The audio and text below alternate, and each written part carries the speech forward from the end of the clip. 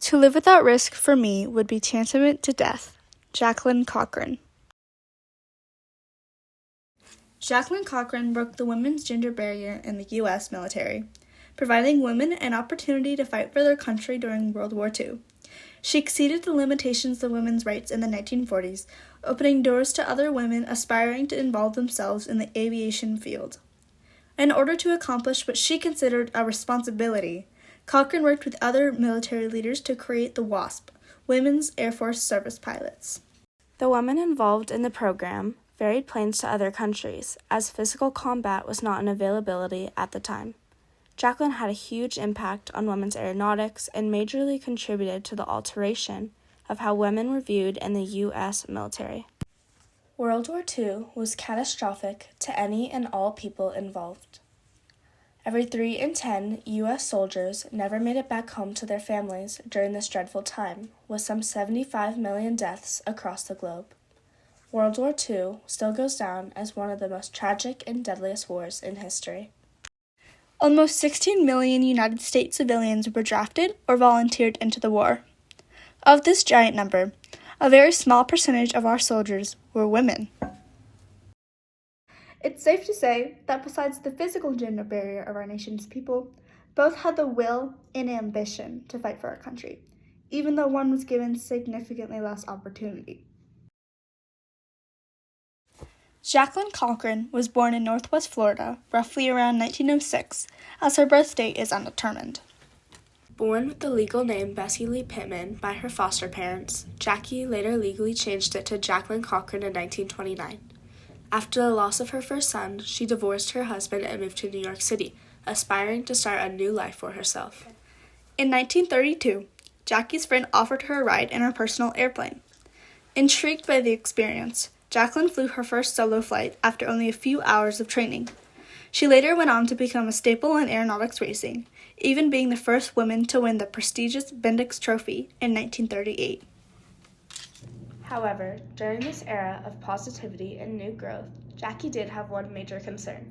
It was the beginning of the Nazi Revolt, a time that raised questions and fear across the nation.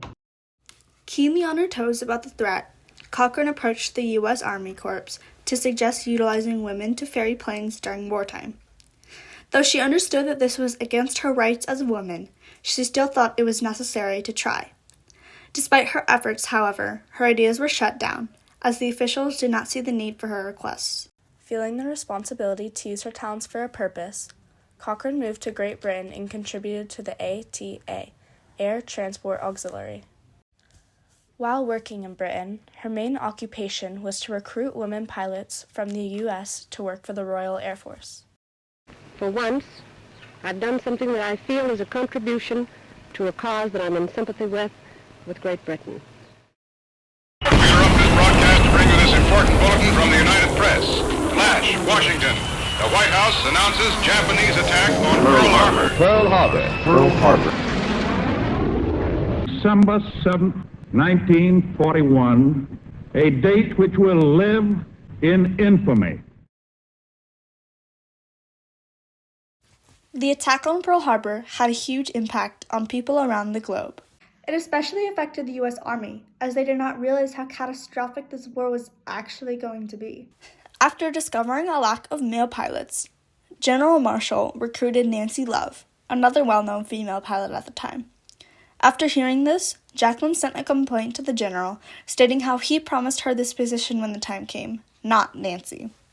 As a result, Jacqueline was put director of the WFTD, Women's Flying Training Detachment, and Nancy in charge of the WAFS, Women's Auxiliary Ferry Squadron. These two programs, created to train women across the country, eventually merged into the WASP, Women's Air Force Service Pilots. Jackie was appointed the director with her official efficiency scoring of excellent. They also appointed Nancy Love as assistant director. Jackie was satisfied with this outcome because it was a big step in the women's rights movement. It also proved to the Air Force that women were capable of this responsibility. Some important requirements to be accepted into the WASPs are the following. You must have American citizenship, must be between ages 21 and 35. You must have a high school education. You must have a CAA commercial certificate that is validated. You must have 500 certified hours of flight and 50 of those hours in the last 12 months. You must hold a CAA 200 HP rating, and you must have 2 letters of recommendation outlining applicants' experience and qualifications from former employers or prominent people in the community who can be easily contacted. Once accepted into the program, women across the country were driven to Sweetwater, Texas, where they would be intensely trained for the next 6 months. These women endured countless hours of physical training and mathematical studies, preparing them for whatever lay ahead. Finally, when graduation came along, Jacqueline appointed each woman a set of wings, officially welcoming them into the program. Not only did Jacqueline contribute to the war herself through her teaching, but she also gave the opportunity to hundreds of women along with her. Together, the WASP girls flew over 60 million miles, helping to ferry planes and complete duties like towing aerial targets, transporting cargo, smoke laying, and so much more. They flew every single type of aircraft available at the time, including Boeing B-17 and B-29 bombers. They flew to 126 different U.S. bases around the country. All of this success and experience eventually led to make them equal to their male counterparts. Jacqueline felt extremely satisfied with the turnout of this program because it changed the views on women's rights. Unfortunately, throughout these hardships, 38 women involved in the program total died, 11 from training and 27 from missions. Countering the deaths, however, this program led to views changed on women in military status, and what Cochrane and Loved hoped to be legal adoptions to. These brave women transported 50% of U.S. cargo in World War II alone. The responsibility these brave girls had in their hands was like none other women had felt before, and they were sure grateful for it. Then, disaster struck. As Cochrane and Love persistently urged for military status, Congress saw the inequality for salaries and other expenses and began to question why there was a need for female pilots at all. Ironically, the same House Committee of Military Affairs that argued for the program's creation would now, 2 years later, be arguing for its discontinuation. After weeks spent finalizing, due to the high expenses and angry media, it was decided that the current class of the WASPs would be the last. After the final graduation on December 7, 1944, the Women's Air Force Service pilots were disbanded after only 2 years of their life. Though General Marshall promised its memory, the WASP would soon to almost be forgotten. With records sealed and hidden from the public, these ambitious young women went about their day-to-day lives once again. It's September 2nd, 1945, and you hear on the radio that war is over. Full of rejoice and a lift of pressure, Jacqueline Cochrane is still left with a sense of regret. The dream she worked so hard to achieve never made it to the status she originally hoped for. In 1977, when the Air Force announced the first graduating class of female pilots, the media went crazy with excitement.